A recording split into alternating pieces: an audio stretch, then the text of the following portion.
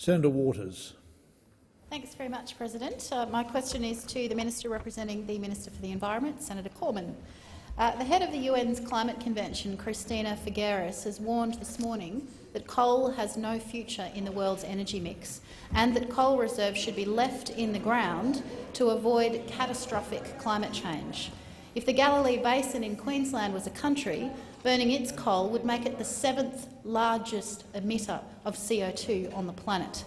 Will the government now agree that it should not be such a shameless cheerleader for the mega coal mines proposed in the Bowen and Galilee basins? Order on my right. The Minister for Finance representing the Minister for the Environment, Senator Cormann. Thank you very much, Mr. President. I thank Senator Waters for that question, and I understand that she feels strongly about this particular issue. But as I've said on so many occasions, I suspect that we have to agree to disagree, because I happen to think that coal does have a very strong future. I happen to believe that coal will continue to be an important part of our energy mix into the future. I happen to believe that coal will continue to provide an opportunity for Australia and people across the world to grow, to generate economic growth, and to, of course, be part of lifting communities across the world out of poverty and into a higher quality of life, higher living standards. Now, I see Senator Waters shaking her head, but I do remember, and I've shared this with the chamber before, I've actually come across, courtesy of the leader of the government in the Senate, of an article in the Hobart, here it is, in the Mercury in Hobart, and the headline was "A coal-fired power best option." And guess who said this? Guess who said this? Well, his name was Dr. Bob Brown at the time. Dr. Bob Brown in Tasmania. And of course, Dr. Bob Brown, when he was chaining himself to trees and trying to stop the development of Tasmania, the Franklin Dam and the like, here he was saying to us, "Give us more coal, please give us more coal. Don't give us this dam, give us coal." Well, you know what? I agree with Dr. Bob Brown before he became Senator Bob Brown. I agree that coal, of course, has to be an important part of our energy mix into the future. Anybody who thinks that it won't be so, well, I can't find the words, Mr. President, to accurately, in my limited English linguistic capacity, I can't quite find the words on how to best describe that. But let me just say that, again, where I started, Senator Waters, you go to your voters and you tell them you want to eliminate coal. We will go to the people of Australia and say, well, actually, we believe that coal is an important part of our economy into the future. And let's see what the Australian people decide. The time for answering the question has expired. Senator Waters, a supplementary question. Yes, thank you, Minister. Let's indeed do that.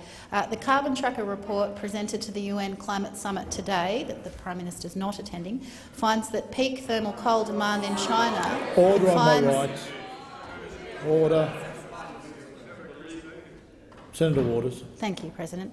Finds that peak thermal coal demand in China could come as soon as 2016.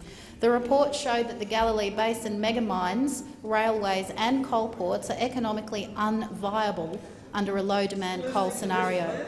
Why is the government allowing Australia to be saddled with what will become huge stranded assets? Thank you, Senator Waters. The time for asking the question has expired. The Minister.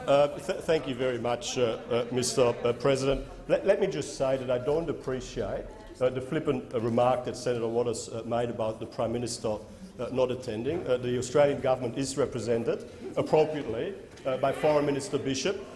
It might have escaped the notice of Senator Waters, but the Prime Minister right now is dealing with some very serious matters in the national interest. The Prime Minister will be travelling to New York later in the week to deal with some very serious matters, later tonight, in fact, in relation to some serious matters in the national interest. So for Senator Waters to come in here and flippantly try to suggest that the government is not giving appropriate focus to this particular issue because the Prime Minister himself is not attending during a sitting week, I think, quite frankly, is inappropriate. Now, having said all of this, of course, the Australian government is involved in all of these international processes as is appropriate, but focused on Australia's national interest. And our national interest is to continue to grow the economy in a way that is environmentally sustainable. That is what this government will continue to do. Thank you, Minister. The time for answering the question has expired. A final supplementary, Senator Waters. Yes, thank you, President. With these clear signs that the world is moving to a clean energy future, the government's energy green paper released today is backing up its— Order.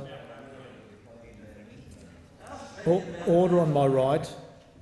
Senator Waters. Thank you, President.